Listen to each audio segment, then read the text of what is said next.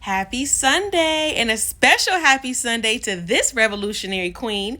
If y'all have not been watching WAGS to Riches, y'all should be watching, and y'all should know that Kania, I hope I'm pronouncing her name right, is out here doing the Lord's work. And I'm not saying she's doing the Lord's work because she got into a physical altercation. No, because we don't condone violence over here. She is doing the Lord's work, though, by standing up for her community and standing 10 tones down in the face of bigotry, in the face of racism, in the face of culture vulture ness.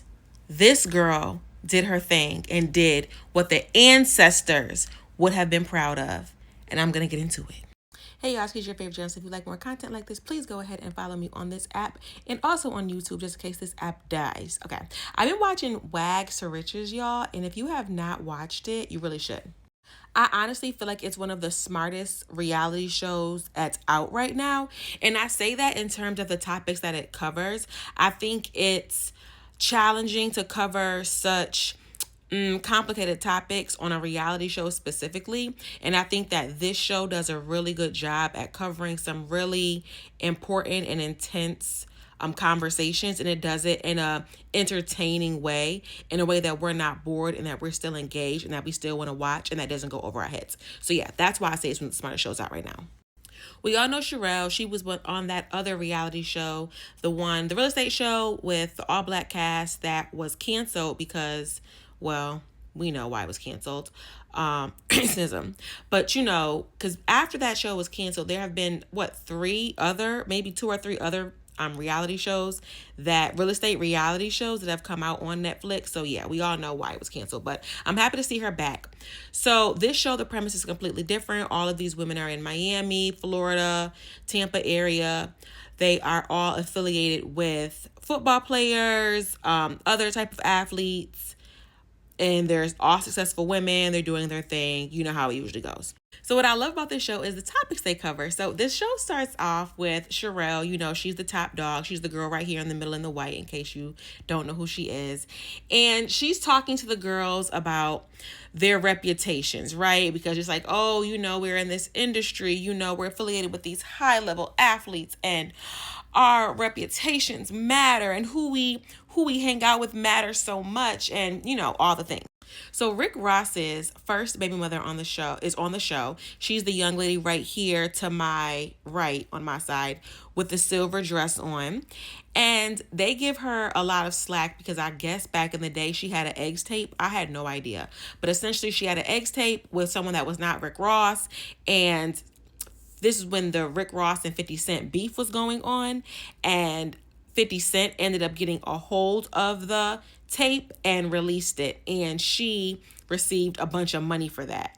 So Sherelle is like, and allegedly she is a escort.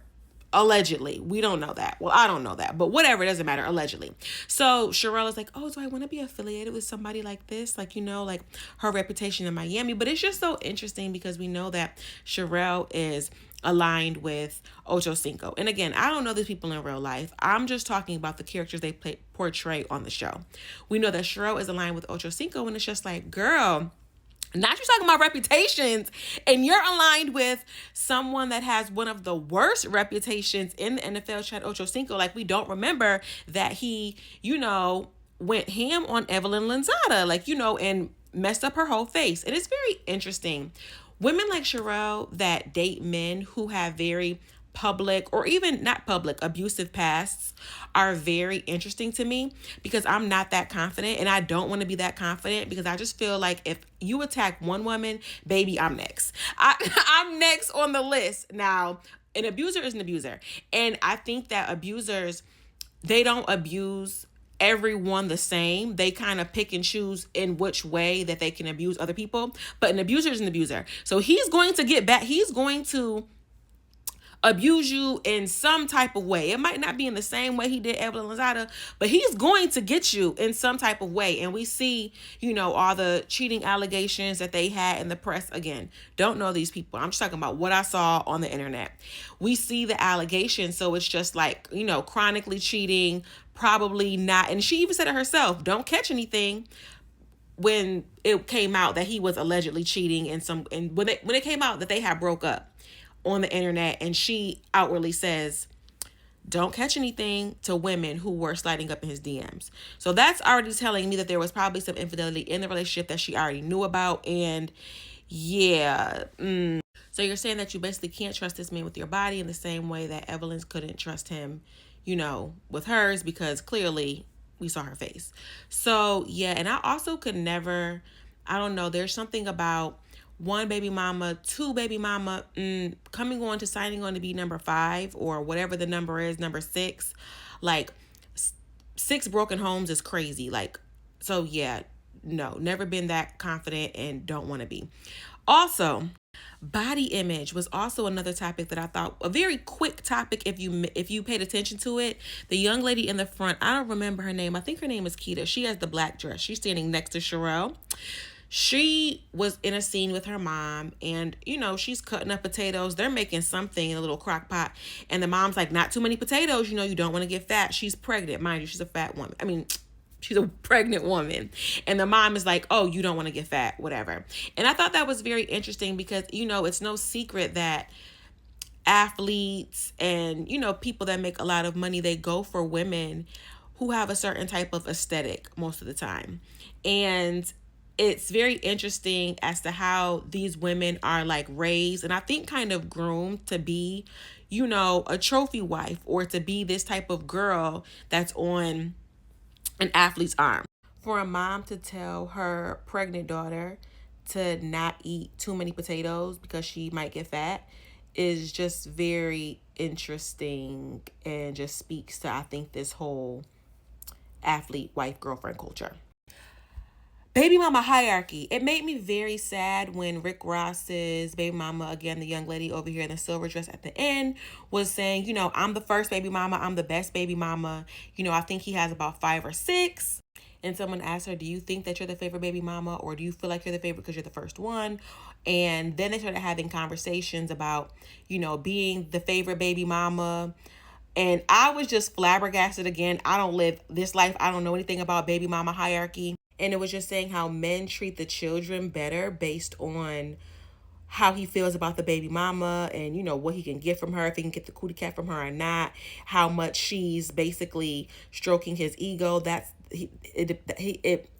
It basically determines how well he treats his children, which I think is like also really sad. It's my personal opinion here that we have too many baby mamas in society and not enough wives. Again, my opinion, I think one of the biggest differences, there are so many differences, obviously, between a baby mama and a wife, but I think that when you're a baby mama, it basically says that the man signed up to take care of the baby and forget about you. And I think that that's insane, considering it's the woman that is sacrificing her life, her womb, to have this child, for a man who is blatantly saying, I don't care about you, give me my baby, I only care about the baby. We know it's so common in society right now to say, F my baby mama, F my baby daddy, and this just disdain that folks have for each other in that culture. Because it's saying, all right, when women sign up for that, I think it's very interesting when women sign up to be in that position 4, 5, 6, 7, 8, 9 times, because you're agreeing to the man, like, all right, yeah, you have no obligation to me. You only have an obligation to this child, and it's whatever with me. You only have to take care of your kid, as opposed to when you sign up for a wife, if you make the right decision. Ideally, the whole point of marriage is that the man is signing up and saying, hey, I'm taking care of the mom and I'm taking care of the child.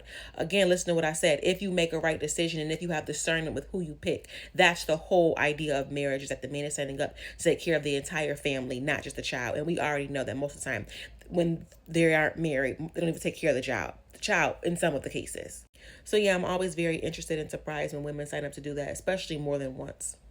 One of the show's biggest moments was this whole debacle with, yes, Jules, and her from working with Kanye. We know her for being a culture vulture. I feel like she's been kind of quiet for the past couple of years, but she's been accused of being a culture vulture in so many ways. She's identifies as Italian and Puerto Rican white woman, and we know that she posted a t-shirt with the N-word on it saying, oh, ha ha, can I say it, on Twitter. She thought that was very funny. She also did a rap, a freestyle with Soulja Boy. talking about how she does more for Black culture than Black women, and how we don't like her because she's not Black. And then she comes on the show wearing cornrows. And then, yeah. So I'm going to talk about that in part two, because I can't believe it's already been 10 minutes. But yeah, I'm going to talk about that, and why one of the women on the show, opted to become an Uncle Tom. Because I just feel like on reality TV, you can be whoever you want to be. And I don't know why you would choose to be an Uncle Tom, but yeah, that's what we saw on Wax Witches.